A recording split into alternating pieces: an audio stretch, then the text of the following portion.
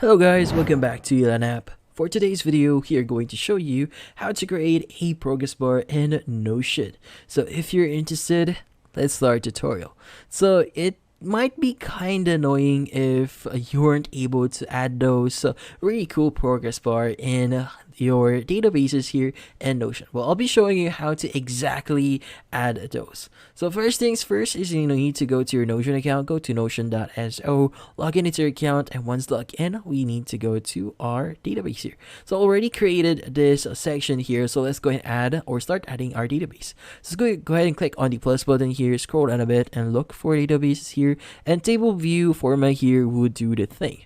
Now in this case, click on new database here, and we want to start adding some properties here. But first things first, we want to remove unnecessary tags or properties here. Go ahead and click on the tag section here, scroll down a bit, click on delete property, and click on delete. Now once we've deleted that, what we need to do here is we need to start adding our column. Now in this case, I'll be adding two columns here, which first is going to be the goal, and the second column is going to be the current progress. Like for example, a certain amount that you have right now. So in this case, let's go ahead and click on the plus button here. We want to select number here, and we want to name this as goal. So just type in goal here, and let's go ahead and click on edit property here. It got removed, and just click on goal here.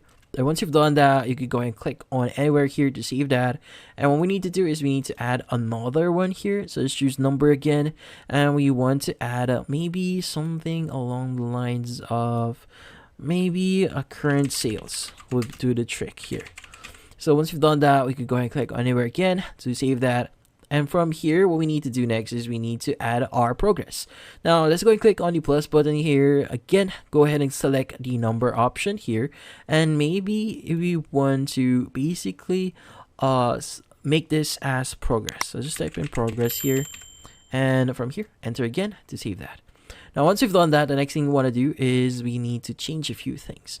Now, just to give an example, I'm going to add some sample data here. So name is going to be test here. Goal is going to be around, let's say 27,000. So in here, the current sales is going to be around, maybe it's around 7,000 as of this moment on this current tutorial here. Now in progress, what we need to do is we need to change this. So instead of number, we need to edit our property here. So we want to change this instead of number, we need to choose the other option here for formula, because we'll be using a formula here, but don't worry, it is going to be a very quick one. It's not that difficult. Now in this case, let's go ahead and click on the edit here next to formula. So let's go ahead and click on that one. And from here, what we need to do is we need to basically divide our current goal and current sales here. So first, select the current sales here. So let's go ahead and click on this one. And from here, just add the / here. Just type it in. And you want to select the goal here. Once you've done that, you can go and click on done at the top right, and you should be able to have the number format here.